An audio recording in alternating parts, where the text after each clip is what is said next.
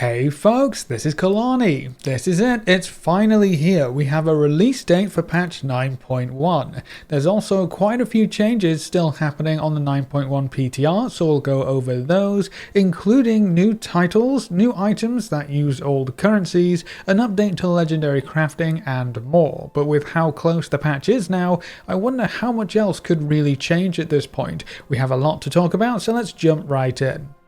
First things first, we finally have a release date for patch 9.1. A blue post this week confirmed that patch 9.1 will be releasing on June 29th. I seem to recall people calling me crazy for guesstimating that we could see the patch as early as June 29th. Not so crazy anymore. That puts the patch at just under 2 weeks away, which is fantastic. Just enough time to get ready for the patch without having to wait too much longer. We also have a release schedule for the 9.1 Sanctum of Domination raid. Normal and Heroic will open up on July 6th, just 1 week after the patch releases. Mythic difficulty will open up a week after that on July 13th, with the first wing of LFR opening up at the same time. Then Wing 2 of Raidfinder will open up on July 27th, Wing 3 will be August 10th, and then the fourth and final wing will be August 24th. That's quite a while in between Raidfinder wings, but that last one is when Sylvannas will finally be available on LFR difficulty. With a release date and release schedule all lined up, we can truly start getting ready for patch 9.1. Drag all the friends back from whatever game they decided to play in the meantime, make sure the guild is ready and waiting to go, and make sure you're happy with the class you're currently playing. 2 weeks isn't a lot of time to get a different character caught up, but thankfully patch 9.1 will be introducing a lot of catch-up mechanics for alts, so don't worry if you think you don't have time to re-roll. There is still time if you really want to play something else. Let's move on to talking about PTR changes in what could be one of the last updates we see to this patch. One of the huge changes in the latest PTR build is to the new legendary bow that drops from Sylvannas. The bow itself hasn't really changed, but there are 2 new items included in the game files which could massively change things for all of the hunters out there. The Wraith Wisp Sinew and the Ethereal Fletching appear to be upgrade items that will bump up the item level of your Ray Shalare. The Wraith Wisp Sinew says it upgrades the bow to item level 246, and the Ethereal Fletching will upgrade the bow to item level 259. That's the equivalent of Heroic raid loot from Sylvannas and Mythic raid loot from Sylvannas respectively. These items are not currently listed in Sylvannas' loot table, but the most likely drop source for these items is Sylvannas herself. Think about it, if you looted the bow on normal difficulty, the only way to upgrade that bow without these items in play would be to get the bow again on heroic difficulty, and then if you're a mythic raider, once more on mythic. Getting the bow to drop once is going to be bad enough, but if you had to get it to drop 3 times for the higher item level, that would be abysmal. So the most likely thing to happen with these items in the game files is that if you already have the bow on normal difficulty and then you go kill Sylvannas on heroic difficulty, you might not get the bow again, but you might have a higher chance than normal to get the upgrade item instead. Who knows, it could even be a guaranteed drop if you already have the bow. The same goes for mythic. If you manage to kill Sylvannas on mythic difficulty while you already have the heroic level of the bow, you might automatically get the upgrade item to boost your bow up to the mythic item level. Either which way this ends up working, these items will give you a higher chance of obtaining the legendary bow at a higher item level, which is very exciting. That does mean that hunters will probably be running normal and heroic every week to kill Sylvannas until they get at least one version of the bow though. As a neat little extra, looting the bow will now also give you a feat of strength achievement with the same name as the bow, just to reinforce the fact that you managed to steal the Banshee Queen's favourite weapon. And remember that even though the Sylvannas bow is a legendary quality item, it does not take up your Shadowlands legendary slot. You can still wear whatever legendary item from the Rune Carver that you want, as well as the Sylvannas bow, just in case you were worried about those 2 things conflicting. While we're on the topic of Sylvannas, the latest build also included 2 new titles for claiming victory against the Banshee Queen. If you manage to kill Sylvannas Windrunner on mythic difficulty, you will earn the title Breaker of Chains, which is quite fitting really, considering what we have to deal with in the actual fight itself, but also what we've done so far in our efforts to subvert the Jailer. That's not all though. If you manage to make it into the Hall of Fame with your mythic kill, you will also earn the title Famed Bane of the Banshee Queen.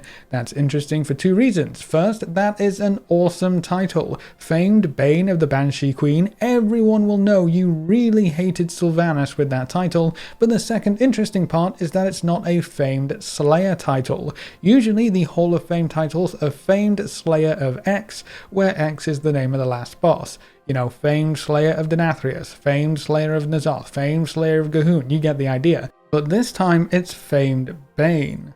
That points more towards Sylvannas at least surviving our encounter in some shape or form. Whether or not she gets redeemed or just gets taken prisoner remains to be seen, but there's a good chance that this will not be the end of the Banshee Queen, perhaps merely a setback. This next one is going to be very interesting for anyone wanting to take full advantage of the new Shard of Domination system in patch 9.1. The Soulfire Chisel item, which is the only item that allows you to remove a Shard of Domination from its socket, had its price changed in this latest build. Instead of costing about 20 gold, it will now cost you 2,500 Stygia. This item is more or less a must-have because without it, you can't swap shards around and you won't be able to upgrade any shards that you've already slotted into a piece of gear. This one item really is the key to making this entire system work, so if you don't buy one, you're going to have a pretty bad time. Thankfully, it doesn't seem to have any requirements besides that 2,500 Stygia price tag, so if you have enough Stygia going into the patch, you can just buy it up right away and never have to worry about it again. The item is unique, but it lasts forever, so this is very much a one and done deal. I know some players were confused about the Stygia currency being used in patch 9.1, and I remember when we made the video talking about what we recommend doing before 9.1 arrives, players thought it strange that I would recommend stockpiling a good chunk of Stygia. When the patch was first announced, I believe it was part of BlizzCon Line way back in February, the dev team did say that all currencies in Season 1 would not carry forward into Season 2. That's probably where a good part of the confusion comes from, but with the release date locked in and with it being less than 2 weeks away, it's safe to say that currency prices are probably more than likely locked in as well. The Death's Advanced Quartermaster still uses Stygia as its main currency on the PTR right now, so I don't think that's going to change. If you haven't been saving up your Stygia because you thought it wouldn't be used in 9.1, you still have a little bit of time, and I would save up at least 2,500 to buy that Soulfire Chisel as early as possible.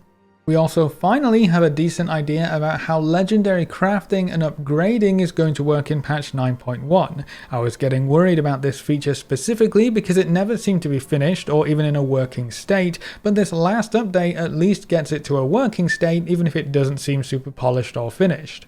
There are a few parts to this whole thing. The easiest part to explain is Soul Cinders. To upgrade to rank 5 and rank 6 legendaries, you need Soul Cinders instead of Soul Ash. This is a new currency that you can get from running Torghast on the higher layers in 9.1, so that's going to be layers 9 through 12. You can also get Soul Cinders from completing the Assaults in the Moor and the new Moor event, the Tormentors of Torghast. Honestly, getting Soul Cinders is going to be incredibly easy and straightforward because it works in more or less the same way as Soul Ash. The real problem for upgrading legendaries is going to be getting a rank 5 and a rank 6 base item. Upgrading hasn't changed much. You need the currency, Soul Cinders, and a base item of a higher item level, which in patch 9.1 will be rank 5 and rank 6. To get a rank 5 or 6 base item, you will need a Vestige of Origins. This is an optional crafting reagent that you can add while crafting a base legendary item to increase its base item level or its rank. As of the latest PTR build, this item will increase the rank of any legendary item you craft by 2. So if you craft a rank 3 item, plug in the Vestige of Origins, it will turn into a rank 5 item. That's the only way you can craft a rank 5 base item. To get a rank 6 item, you do the same thing except with a rank 4 recipe. So if you craft a rank 4 legendary base item, add in the Vestige of Origins and boom, it becomes a rank 6 base item. That's the only way to acquire these higher rank of base items from what we've seen on the PTR. Okay, so how do we get a vestige of origins? Well, the recipe is currently marked as coming from the Death's Advanced Quartermaster in Korthia, and it will apparently require Honoured Reputation, so it's locked behind the new rep grind. That's the first hurdle. It also requires you to complete a certain story quest, but we'll all probably be doing that anyway. The pattern will also cost you 2000 Stygia, so one more reason to save that currency up for patch 9.1, and you will need to have maxed out your crafting to be able to make a vestige. All of that is pretty straightforward. The other major hurdle here is Korthite crystals. You're going to need 40 Korthite crystals, and they're going to be quite rare. You can earn these from some Korthia dailies, you can get them from Korthia treasures, they have a chance to drop from rares as well, you can get them from the weekly quest box, and you can get them from the bi-weekly assault caches. Basically, the more you do in Korthia, the more activities you do and the more you take part, the higher chance you have to loot some Korthite crystals.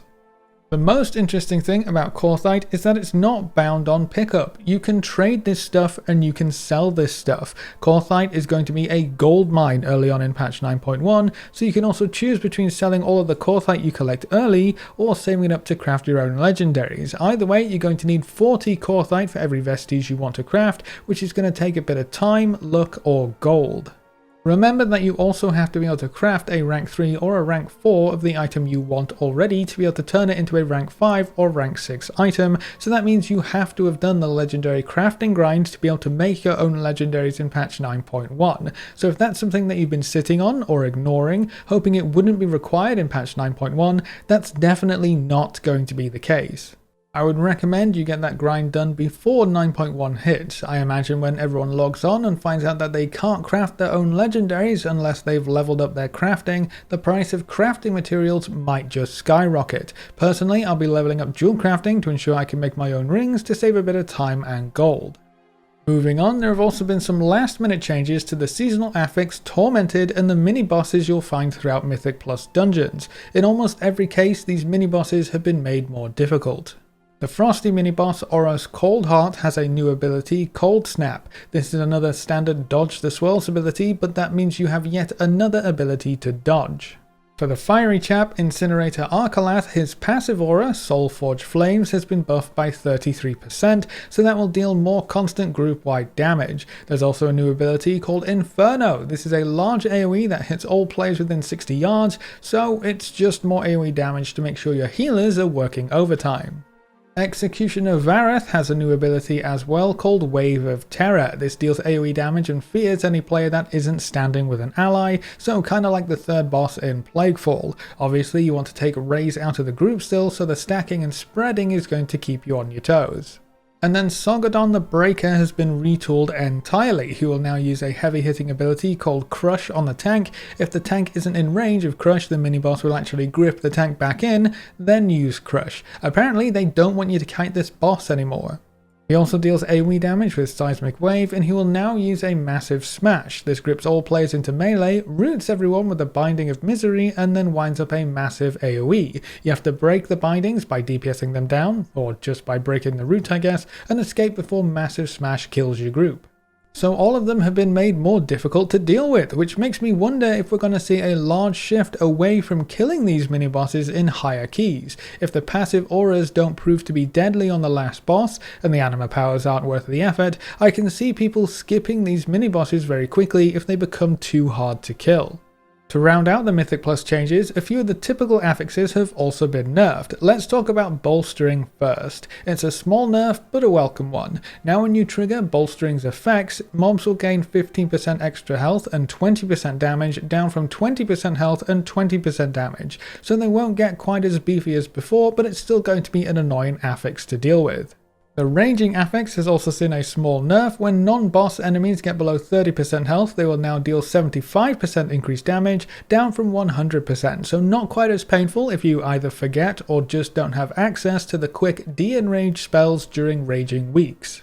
Another affix on the chopping block is Storming, which I'm sure a lot of melee will be very happy about. This one actually has way more nerfs and they're a lot more impactful. For starters, Storming tornadoes will move much slower, making them easier to dodge in general. It also appears that the tornadoes will always move in a clockwise direction, so no matter how many decide to spawn on top of you, you should know where they're going to go and in which direction, which again makes them easier to dodge. The damage that Storming deals has also been reduced down to 12% of your health when it used to be 15%, but perhaps the most important nerf here is that Storming tornadoes now despawn after they hit a single target. So you can only ever get hit once by a single tornado because it will just disappear now. That means you won't get one shot by a series of unlucky steps, and it will make dealing with the affix much easier overall. That also means you can probably have a DPS soak all of the Storming with an immunity if you're really tight on space, which opens up the potential for different strategies for dealing with Storming. All in all, Storming is going to be a lot less dangerous in patch 9.1. And that's it for the news roundup this week. This will actually be the last weekly news video for a little while as we prepare for patch 9.1. If anything huge comes out of the PTR in the next 2 weeks, I'll be sure to let you know, but for the most part the patch is probably more or less finished. That also means that for the vast majority of systems and features, what you see on the PTR is most likely what we will get on patch day. So if there's something that you thought would change, if it hasn't by now, it probably won't. That includes the Stygia currency being carried forward and used in 9.1, even though the dev team said that probably wouldn't be a thing. The same goes for the rep grinds in Korthia and the overall layout of the new systems and features. I think the patch is going to be a lot of fun for a wide variety of players, and I can't wait to get stuck in. Are there any features or systems you still don't quite understand that are coming in patch 9.1? Are there any changes you are still hoping for before patch day rolls around? Leave all your thoughts in the comment section below. A big thank you to all of our supporters over on Patreon and to everyone who has subscribed on Twitch. You can see their names floating by on screen. If you want to see more videos like this, make sure to subscribe and ring that notification bell so you never miss another video. Thanks for watching folks, good luck and have fun, and as always I will see you next time.